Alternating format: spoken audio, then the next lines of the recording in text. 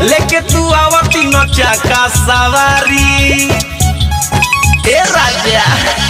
का होई Tata Bolero safari लेके तू आवती न चाका सवारी हमरा वही बबई ठहके हो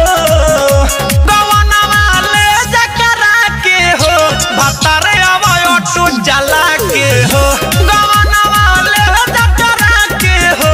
भतारे आवा ऑटो चला के हो।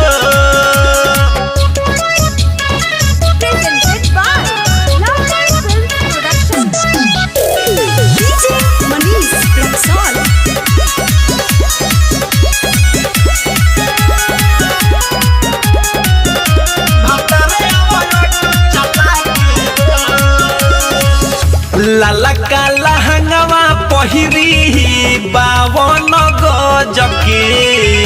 भोरही से बैठल बानी हम सज धजके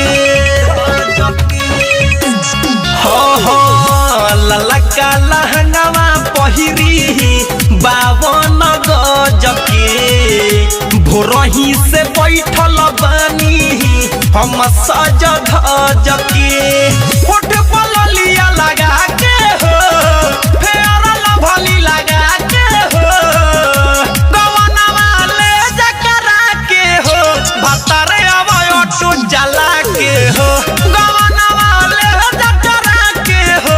भतारे आवा ऑटो चला के हो।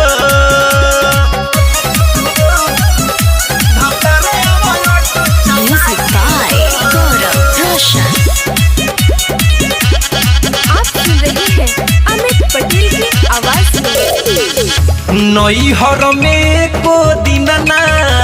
लागता मन हो ससुरा बोला के ले जा आज सजन हो ए राजा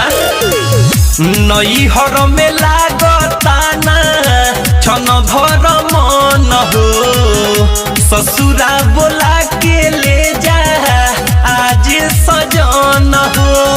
तोहरे के अखियाई ताके हो तोहरे के अखियाई ताके हो गवनवा ले जकरा के हो भतारे आवा ऑटो जला के हो।